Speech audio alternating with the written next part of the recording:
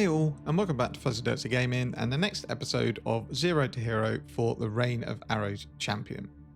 In this video, I'll go through the changes I made to the build and the Atlas tree, the content I've been completing, and what else I can do to push the character further. Now, it is in a good position where it can farm most content you need in SSF, so the next few days are really going to be farming hard to gather currency and start planning my next build, as this League Start SSF build is pretty much finished. It's taken a lot longer to put together than in trade, but the end result is pretty satisfying, and the build is actually better than I expected, and it's completing content fairly comfortably. There have been some roadblocks along the way that I've had to contend with, which we'll go through. My main goals for the episode were to get all of my void stones, craft a better bow, find a better timeless jewel, and try to get the build comfortably farming destructive play. It would also be nice if I could complete my first T17 to get that last map device slot. So let's talk about the first major change I made to the build, and that was dropping the ballistas in favour of a mana forged arrow setup. Ballistas are 100% more damage. They're a lot more single target damage, but it is quite annoying to have to put them down all of the time. And I noticed in tough content where there's lots going on, they would melt in seconds. So I spent so much time trying to keep my ballistas up.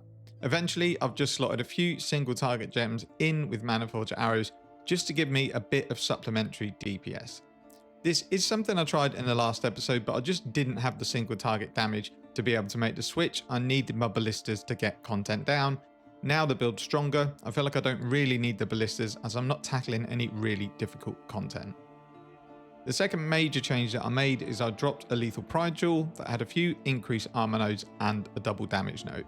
It turned out this was quite a bit more DPS than my brutal restraint, and it also gives me much needed strength, which means I don't need to rely on it as much from gear.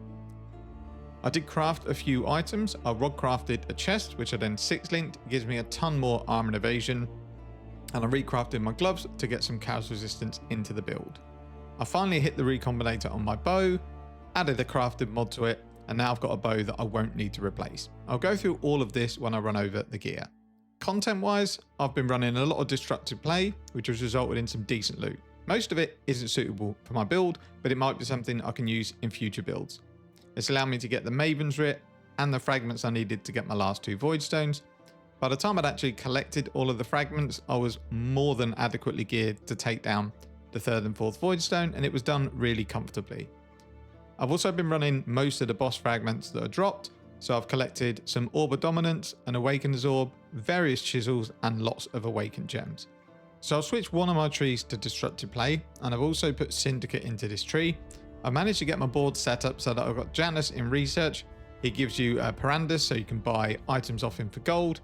And I managed to get Gravicius in transportation for some div card gambles. These most of the time are not going to yield anything too much, but it's got a chance to get some big ticket items that might unlock a really cool build to try in SSF. Nothing so far to write home about, but I've only just really started farming it.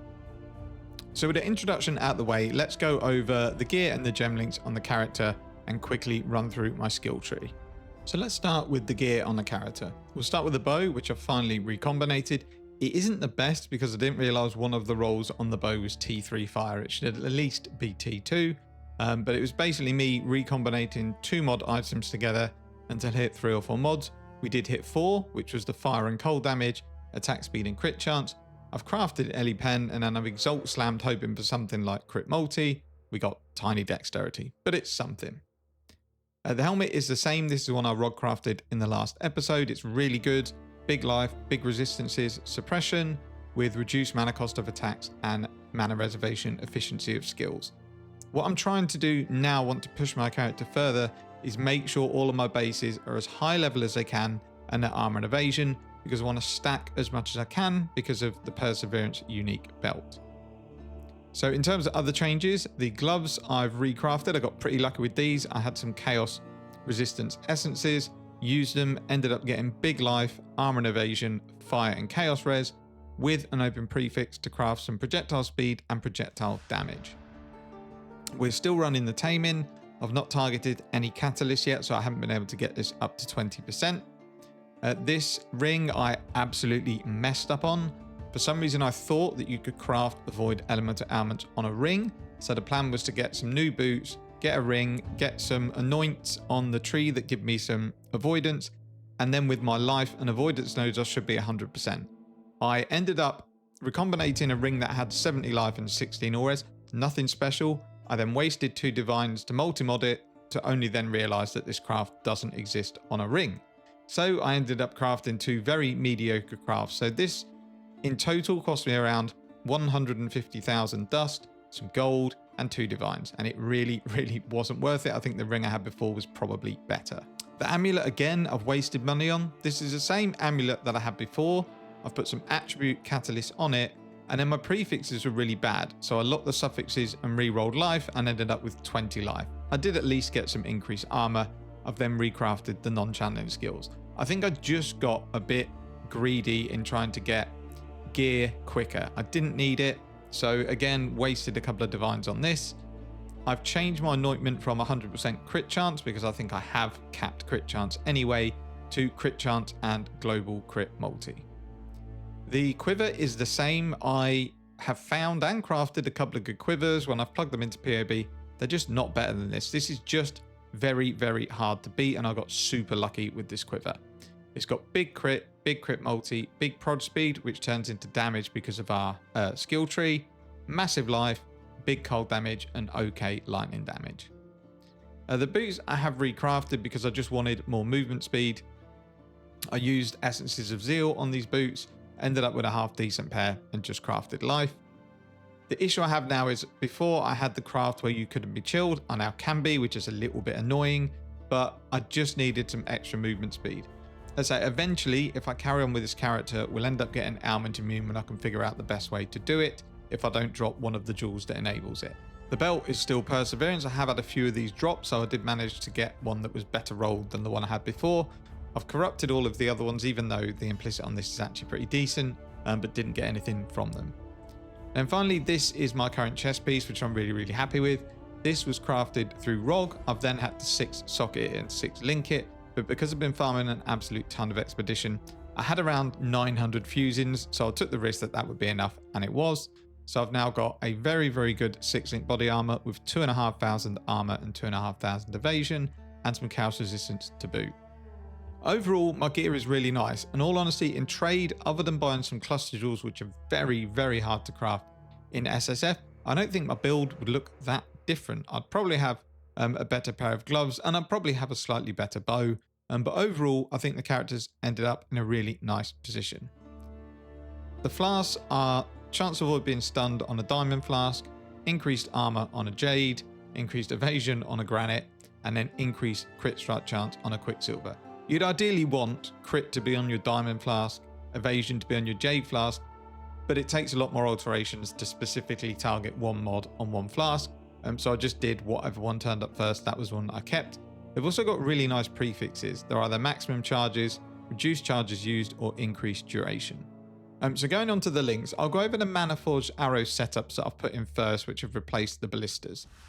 So my boots, I've got a blast rain, a frenzy, Maniforged arrows, and then power charge on crit to make sure I've got power charges when I need them. And then in a 5-link, I've got Maniforged arrows linked to inspiration, and then lightning arrow, burning arrow, and ensnaring arrow. My Merc does use ensnaring arrow, but I just want it available all the time. This makes enemies slower and take more damage from projectiles. The reason for inspiration is it lowers the mana cost so that it triggers more often. So it's actually more DPS to have 3 gems linked to inspiration than just 4 gems without it. The main 6-link hasn't changed. It's Rain of Arrows, Inspiration, Mirage Archer, Crit Damage, LE damage with attacks, and then Trinity. I just noticed I'm missing 4% on one of my gems somehow. So we'll just go and put that on here. Makes hardly any difference whatsoever, but for my mark setup, it's just mark on hit with Assassin's Mark. I've got enough mana that I don't need to link it up to life tap. We've got Second Wind, Corrupting Fever, and life tap to proc Adrenaline. In terms of auras, we're actually only running 2 auras now, which is Determination and Anger. The reason being is my Merc gives me Grace, which means I can stack the armor and evasion as per the previous episode. The reason for the switch is that even though Flesh and Stone and Arctic Armor felt good defensively, I just didn't have the damage, and I think I was dying more by not killing stuff quick enough. Whereas now I'm less tanky, but I can kill stuff quicker. It seems to be much, much smoother. And then finally, we've just got Blink Arrow as a movement skill. I've got Ice Shot in here for when I eventually 6-sync my bow, because this will add to my Mana Forged Arrow's DPS. And we'll have a quick look at the Merc. I've not really paid much attention to the Merc, so this might be something I do in the next episode. It's got a huge fizz bow. It uses Tornado Shot, Ballistas, and Ensnaring Arrow. More importantly, Haste and Grace is mainly what I cared about, because I'm quicker with Haste, and then he gives me an absolutely huge Grace aura to where I'm about 85 to 88% chance to evade, and it obviously helps with the damage that I get from Perseverance. I've given Maliacast Mask so that I get increased damage, Legacy of Fury Boots to apply Scorch, and then Calm's Binding to basically have enemies convert some of their physical to fire to again help with my survivability. Other than that, there's nothing really important to know. I've got Grace has increased effect on the body armor, and then just some small fizz damage to attacks on the gloves. Just trying to find basically physical damage items, because in the Siege Ballista, the Merc has a Brutality gem, so it won't do any other type of damage.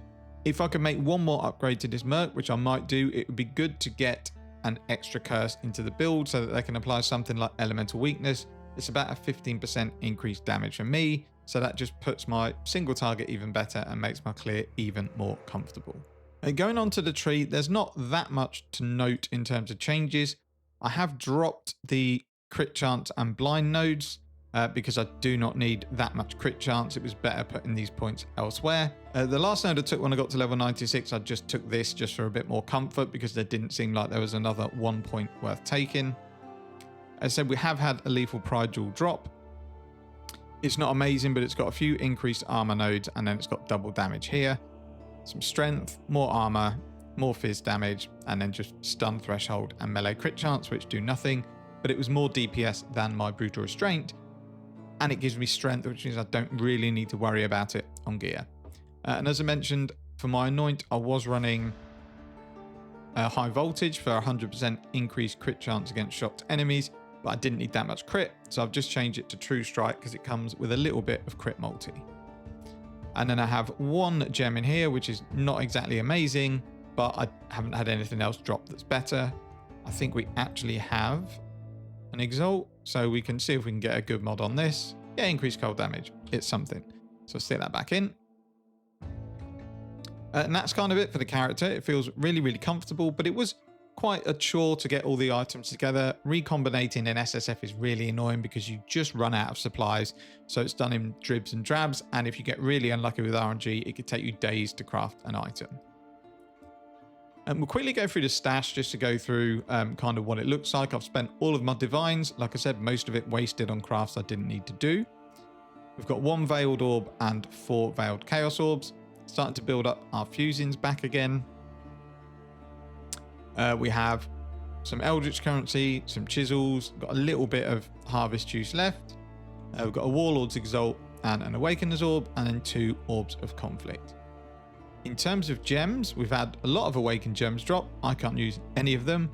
We've had Chaos, Brutality, Cold Pen, Fire Pen, Melee Splash, Minion Damage, Vicious Proj, and then 2 lots of Awakened Void Manipulation. We've also had some decent gear drop. In Ritual, I found 2 Arakali's Bangs div cards, so I traded them in. I doubt I'm going to do an Arakali's build, but it's a very, very rare item. We've had stuff drop like Crown of Eyes, which enables some builds. We've had Heat Shiver, Kitava's Thirst. If I wanted to go full-on DPS, we've had a Hiri's Ire drop, which gives a load more cold damage, loads of suppression. It would mean I probably would need to rebalance Trinity, but it's a nice item to drop. This came, I believe, from the Nameless Seer. Got some other cool stuff like Queen of the Forest, Ivory Tower, Vol's Protector. We have had some gear drop that is not super common. I've had a couple of Watcher's Eyes drop. They're useless. I think the first one is gain a flask charge when you crit, and then plus all elemental resistances with Purity of Elements. May be good, but definitely not for this build. And then we've had this one drop, which is a little bit better, but again, I can't use it. Physical damage converted to cold while affected by hatred, and cold and lightning damage taken as fire while affected by Purity of Fire. So not a bad Watcher's Eye, but definitely doesn't fit into my build. Had some all flames drop, but not going to do anything with these yet. It's probably going to be something we might use on a second character if we get that far. And just building up some originator maps that we can farm when we know what sort of things we need to target.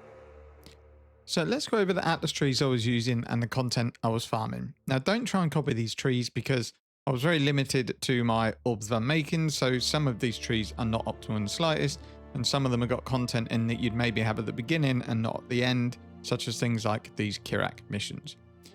So this is the first tree, and this is the one that I used the most, which was Destructive Play. I needed this to get my fragments to do my 3rd and 4th Voidstone. They're also good just for drops in general because you get a lot of bosses. I turn around a lot of invitations, lots of Mavens, Elder, Shaper, Cirrus, and drop lots of good stuff from them. Alongside Destructive Play, I've also got Essences, which I've got in every single tree just because I think they only take a few seconds to do, and you can't really ever have enough Essences in SSF.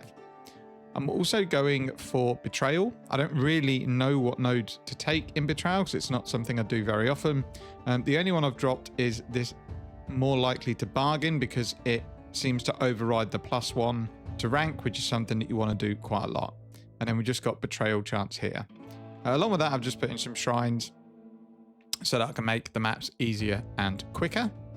Betrayal's worked quite well. If we very quickly have a look at my Betrayal board, it still needs lots of relationships building, which is causing me an issue because it's slow to turn around the safe houses.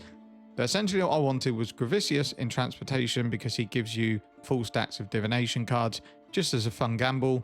And then in Research, I wanted Janus because Kadiro turns up and you can buy uniques from him for gold and are normally pretty rare uniques. I've only just started turning these safe houses around. I've had one Katarina medallion drop as well. And it's quite a lot of fun and it pairs quite well with Destructive Play because it just makes the maps nice and simple. You have to full clear the map anyway, so it's not too much of a pain to hunt for syndicate encounters. You kill the boss and then you do the invitations that come off of the end of it. My second Atlas tree, this is one that had Legion in it. I've now dropped Legion for Ritual. So this is Expedition Ritual, again, Essences, and again, Shrines.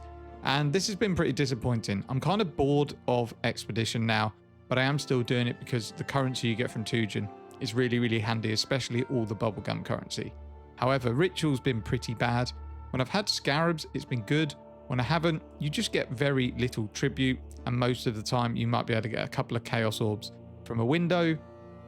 I did it really to try and hit some big ticket synth items or some good fractured items or some decent omens that will help me out. Haven't seen any of them so far, but we might revisit later on when we've got some more Scarabs. So this is my third tree. This is Harvest Harbingers.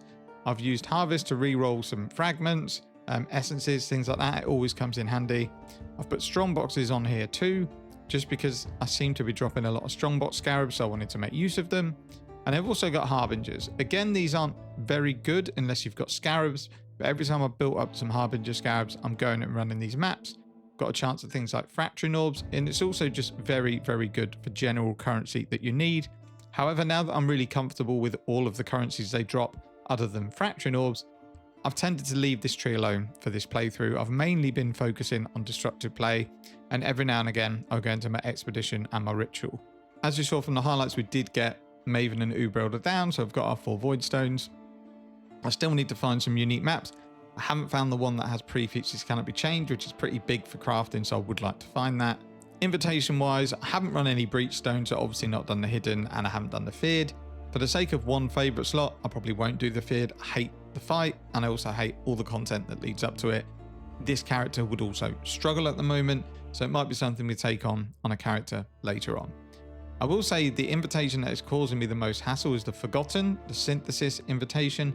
I've never normally found this much of a problem in trade, but even when I had my fairly defensive setup, I was getting one tapped because with Rain of Arrows, it's really hard to see what's going on. And there's a few attacks in the Synthesis invitation that you have to avoid or you'll die. And there's also lots of degens on the ground that are impossible to see when you've got like hundreds of arrows firing all over the screen. But you don't lose XP in these invitations anymore, so it didn't matter too much. That's kind of it for this episode. I will link the new POB in the video description. There's not going to be any Atlas Tree links because these are all pretty scuffed because I've just changed the points where I had unmakings available, but I've kind of gone through the content that I was farming and why. This might be the last episode on this character because realistically to get much better I need cluster jewels. Elemental cluster jewels are notoriously hard to craft to the point where it can take you up to 1,000 chaos orbs to kind of just randomly spam the jewel, and it's pretty much the only way you can craft the ones I would want because I don't have any tags that are helpful. If I do end up getting something dropped like a big fractured bow, or I do end up luckily dropping or crafting a cluster, I may bring out another episode for this character. But my goal from here is just, now that I've unlocked all the content, have some fun farming it for a few days, see what else we can drop out of things like Syndicate, maybe get some items that will point me towards what build I want to do next. Then the next video can be me target farming the items that I want for that build. If you do have any questions, feel free to leave them in the comments. Thank you very much for watching, take care, and see you in the next one.